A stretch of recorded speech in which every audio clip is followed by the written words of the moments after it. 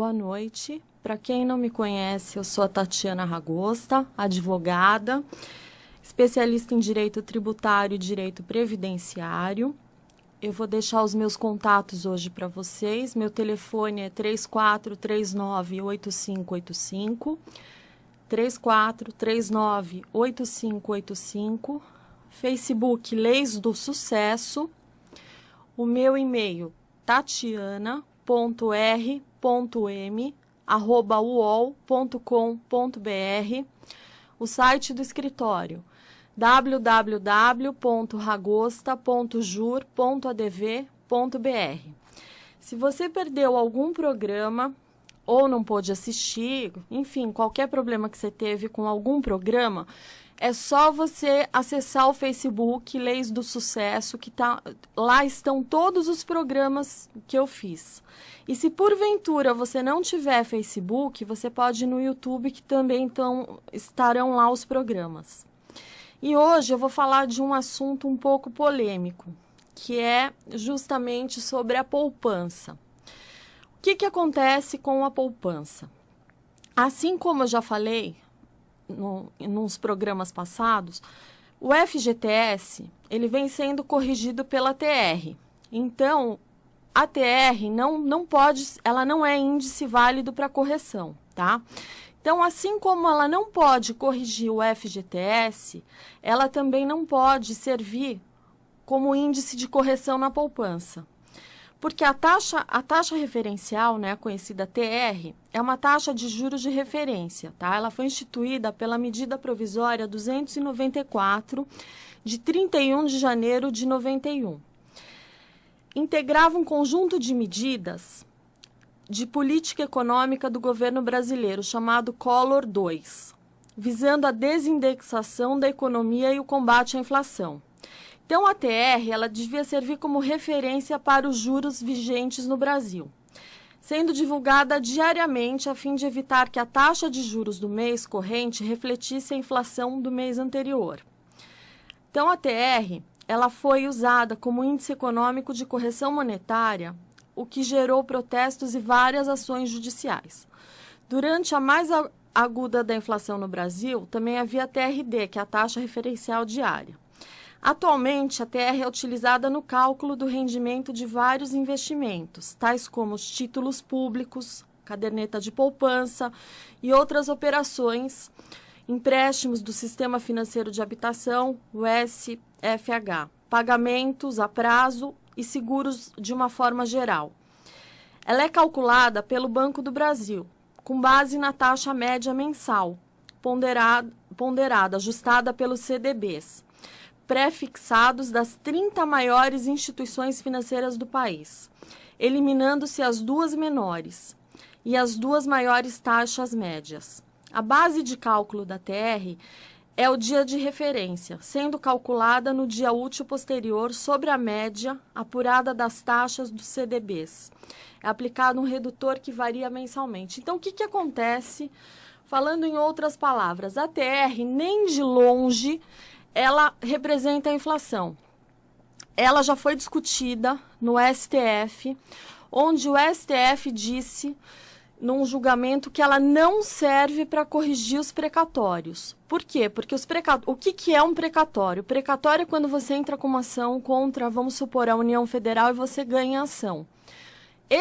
O pagamento você não recebe na hora, quando o juiz manda pagar. Eles emitem um precatório, que no caso da União Federal, precatório emitido até junho desse ano, a pessoa vai receber em novembro do ano que vem. Então, novembro de 2016. Se o precatório for emitido após 30 de junho de 2015, o pagamento vai ser em novembro de 2017. É assim que funciona o precatório. Para a pessoa não perder o dinheiro, ele é corrigido. E qual era a correção? A TR. E o STF, que é o Supremo Tribunal Federal, falou que não pode, que a TR não é um índice correto porque ela não vem refletindo a inflação. De 99 para cá, ela não está acompanhando. Então, quais são os índices que podem usar como referência? O INPC, o IPCA, esses sim são índices que a gente pode utilizar para corrigir. Por quê? Porque eles estão refletindo a inflação. Então, assim como no FGTS, a poupança, tá? Antes de 2012, ela era 0,5% ao mês mais TR. E depois de 2012 tiveram algumas modificaçõezinhas que eu vou falar daqui a pouquinho para vocês. Mas então o que que acontece? É possível, claro, se você for no banco discutir que a TR não é uma taxa, o banco vai dizer que você é louco, para você procurar os seus direitos. Então, eu já estou avisando que o que você vai ter que fazer. Se você tiver interesse, é através de ação judicial. Você precisa ter um extrato analítico, né, de janeiro de 99 até hoje, tá, do banco. Não adianta, tem gente que fala, Tatiana, mas eu tenho os papéis mês a mês que o banco me manda. Não serve, porque tem que ser o do banco, porque aquele mês a mês é muito papel. Para juntar tudo aquilo na ação, vai dar mais de 200 páginas. O juiz não tem tempo de ver aquilo. Então, tem que ser um extrato do banco que ele é bem resumido e já tem exatamente o que a gente precisa, tá? Então, vamos respirar um pouquinho. Eu vou passar de novo os meus contatos. Meu telefone é 3439-8585. Repetindo, 3439-8585. Facebook Leis do Sucesso. O meu site é o www.ragosta.jur.adv.br e o meu e-mail é tatiana.r.m@uol.com.br. Quem tiver pergunta para fazer, por favor, mande por e-mail, porque por telefone não é sempre que eu tenho tempo de atender. E muitas vezes eu atendo e eu estou em reunião e eu não posso dar a devida atenção. Então, por favor, quem tiver dúvidas, mande por e-mail, tá? Então, continuando o assunto da TR, se a gente pegar R$1.000, em janeiro, eu fiz essa comparação. R$1.000 em janeiro de 99, tá? Com a atualização da TR, hoje, em março de 2015, você teria R$1.362,07. Fazendo uma atualização pelo INPC, os mesmos R$1.000 em janeiro de 99, hoje, em março de 2015, você teria R$2.919,20. Quer dizer, você teria mais do que o dobro. E corrigindo pelo IPCA, de janeiro de 99 a março de 2015, dá R$ 2.853,10. Ou seja, o seu dinheiro na poupança, você está sendo lesado, né? O brasileiro, ele é roubado de todo lado. Por um lado, o governo vai e rouba. Né? Você paga imposto, o teu FGTS já é lesado, você paga um monte de impostos, quando você fica doente você não tem direito a nada, né? Por outro lado vem o banco, você tem um dinheirinho, você põe no banco, o banco vai lá e te rouba também. Aí, como já não bastasse tudo isso, você já não tem direito a uma escola digna, você não tem direito à saúde, aí você sai na rua, ainda você é assaltado. Quer dizer, o brasileiro, ele é herói, entendeu? Porque é muito complicado viver nesse país. E aí, o que acontece? Se você tem um dinheirinho na poupança, né? Como é que mudou? A poupança, até 4. Como que é o rendimento da poupança até 4/5 de 2012? A poupança, ela rendia 0,5% ao mês mais a variação da TR, tá? E a caderneta de poupança, ela é isenta de imposto de renda para pessoa física e permite o resgate a qualquer momento. Quando que mudou? A partir de 4/5 de 2012. O que mudou na poupança? A taxa básica de juros, a Selic, se ela for igual ou menor do que 8,5% ao ano, a poupança passa a render 70% da Selic mais a variação da TR. Ou seja, a TR continua na jogada de toda maneira. Se a Selic está em 9% ao ano, como fica o rendimento? Quando a Selic estiver acima de 8% ao ano, o dinheiro que for depositado a partir de 4/5 de 2012 vai render 0,5% ao mês, mais a TR, como a regra antiga. Caso a Selic seja reduzida para 8,5% ou menos, a remuneração do dinheiro será de 70% da Selic mais a TR. Quer dizer, a TR continua na jogada, ela não sai de jeito nenhum. Então, aí como é que funciona quem tinha dinheiro antes e depositou depois? Para os saldos depositados até 3/5/2012, as condições permaneceram inalteradas. Ou seja, continua rendendo 0,5% mais TR. Só para os valores após, né, 5/2012, que aí passou a entrar também a Selic. Mas não é sempre que a Selic fica abaixo de 8,5%. Então, quer dizer, é difícil entrar a Selic, tá? Então, como se observa, o STF já decidiu que a TR ela não recompõe o poder da moeda, não servindo, portanto, como índice para fins de correção monetária. Analisando os índices da TR nos últimos anos, a gente pode perceber claramente que a partir de 99 esse índice não refletiu a inflação do período. Se considerarmos apto a indicar a inflação, teremos a absurda conclusão que, por exemplo, em 2012, a inflação foi apenas pela TR de 0,28%. Quer dizer, é surreal isso. Assim como 2013 não teve inflação pela TR. Então, quer dizer, é absurdo. Então, por ser um verdadeiro absurdo, o direito do poupador de ter essa diferença de volta é latente, porque é um enriquecimento ilícito dos bancos, né? E caracteriza confisco, que é proibido no nosso ordenamento jurídico. Você precisa utilizar um índice que leve em conta a inflação, que nada mais é do que a perda do poder aquisitivo da moeda. Dependendo do caso, a perda chega em 88%. Então, o que a gente espera é que o judiciário ele não se acovarde e condene os bancos ao pagamento das diferenças na atualização da correção monetária dos saldos da caderneta de poupança e leve em consideração o fato de que não se trata de enriquecimento por parte dos poupadores, mas da simples devolução do que lhe é de direito. E esse dinheiro foi utilizado para financiamentos, no quais os bancos são devidamente remunerados, ou seja, teu dinheiro está lá, você não está recebendo. O banco, quando te empresta, ele cobra uma fortuna.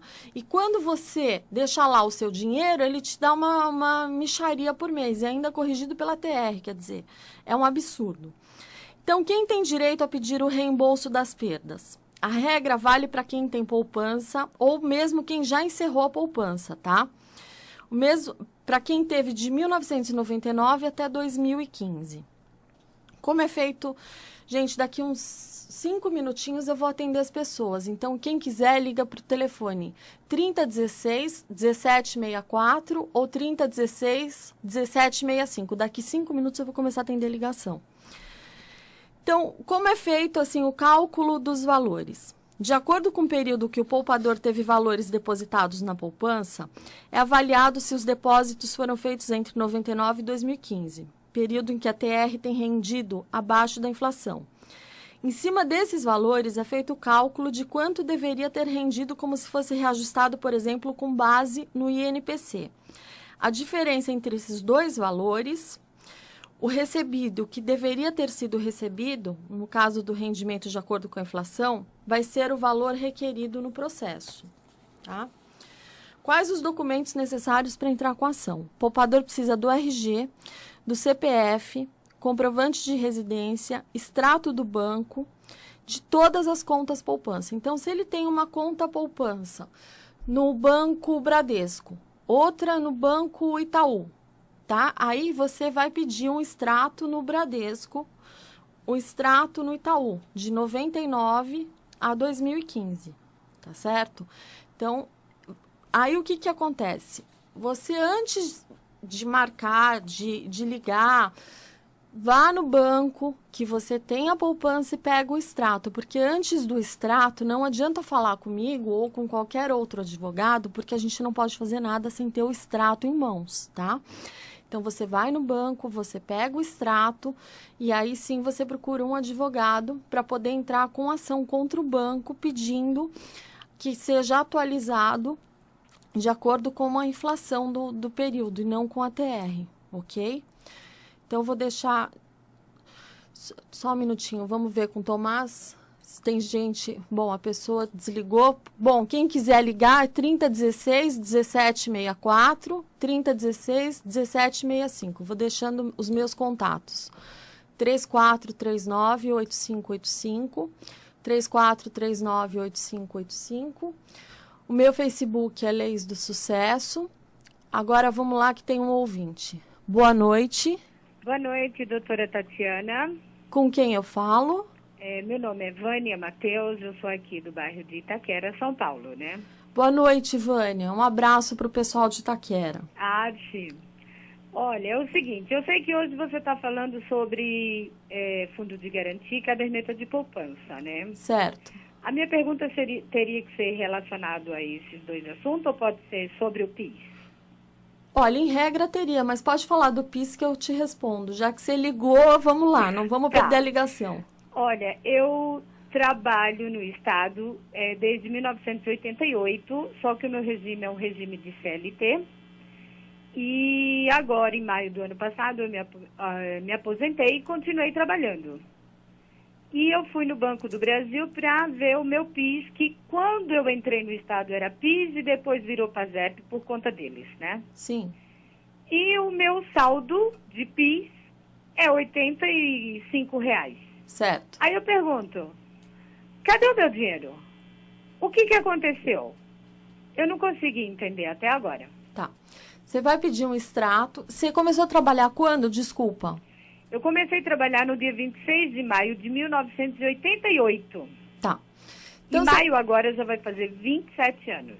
Você vai pedir um extrato analítico do PIS, tá? Extrato analítico do PIS. Isso. Mas o meu PIS não é mais PIS, é PASEP. Então você vai pedir do PIS quando ele era PIS, porque depois virou PASEP, não é isso que você falou? Exato. Então você vai pedir um extrato do PIS e depois do PASEP, para a gente saber o que aconteceu, porque sem isso não dá para ter ideia.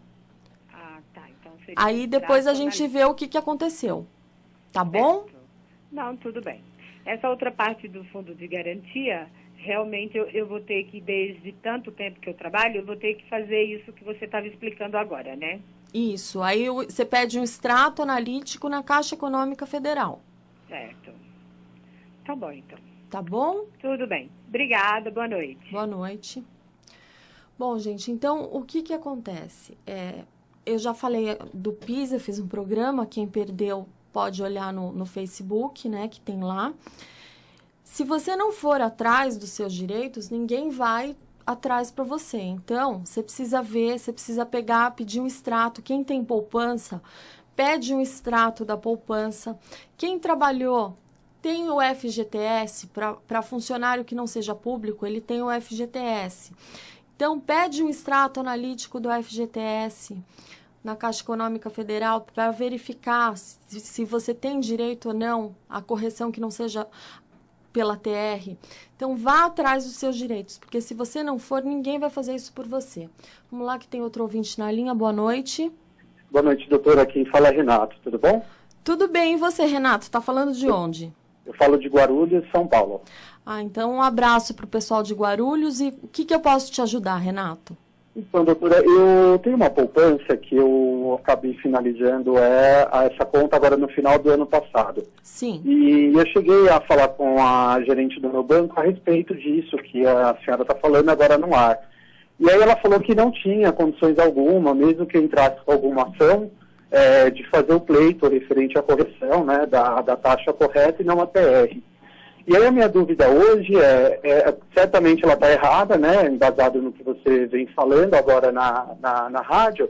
Sim. Qual que é o tempo que essa ação leva e se a gente tem algum histórico de causa-ganha referente a essa causa hoje com os bancos? Bom, com os bancos a gente não tem. O que a gente tem é o seguinte, é o STF que julgou que a TR não é o índice correto de correção monetária, que não serve como correção monetária, tá? Com base nisso, a gente já tem a ação do FGTS, que é uma ação que está no STJ, aguardando o julgamento, mas até quem está contra, quem deveria estar contra o FGTS, está a favor, dizendo que realmente foi um dinheiro que lesou todos os trabalhadores. Então, por analogia, a ação contra os bancos vai seguir da mesma forma. Ou seja, contra os bancos eu acho que ainda é mais fácil, porque quando mexe com o governo é uma coisa mais difícil. Com o governo já está tudo indicando que vai ser procedente. Então, com os bancos, que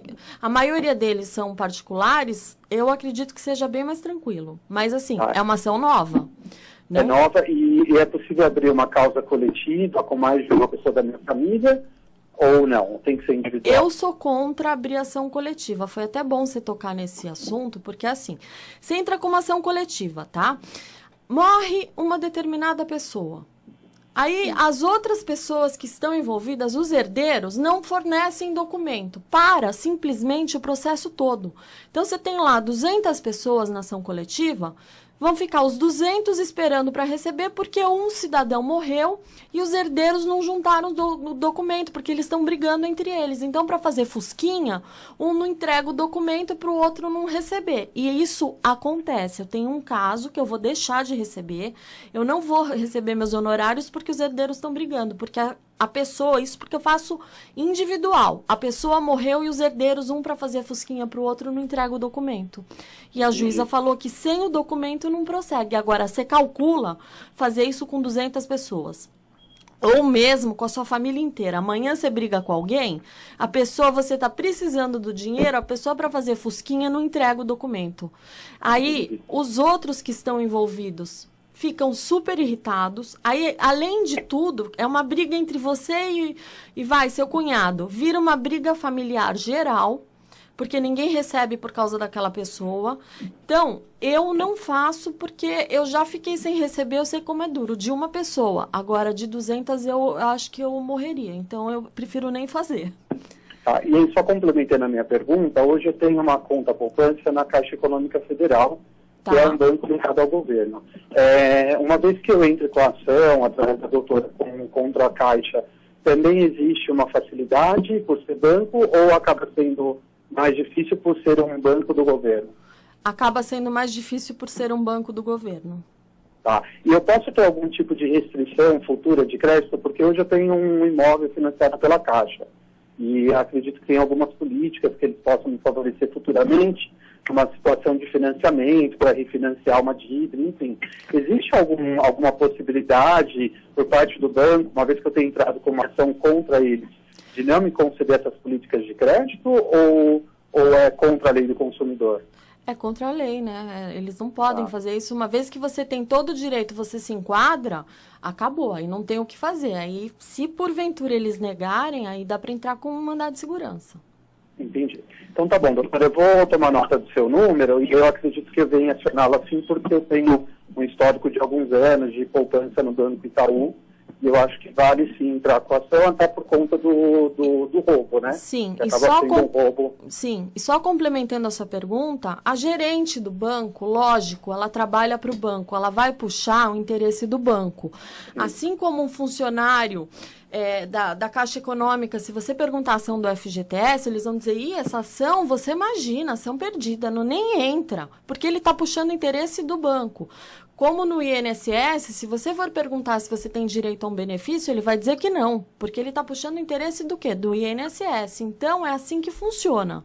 Então, não vá atrás. O que você pode fazer, não precisa seguir a minha opinião, mas pode se informar com outro advogado, tá? Que você vai ver que tem direito, sim, e que é perfeitamente plausível essa tese que eu estou falando hoje.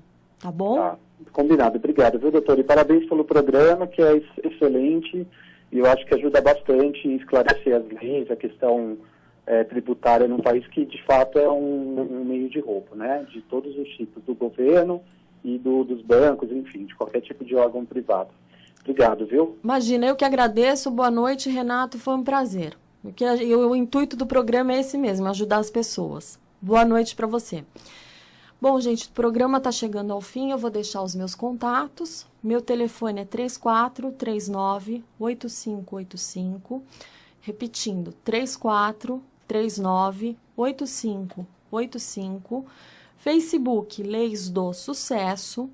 Se você não perdeu algum programa no YouTube, vai estar lá. O meu site do escritório é www.ragosta.jur.adv.br. Gente, foi um prazer ficar aqui com vocês. Infelizmente, o tempo é curto. Semana que vem tem mais Leis do Sucesso, às 20h30 da noite, terça-feira. Um abraço para vocês e até lá.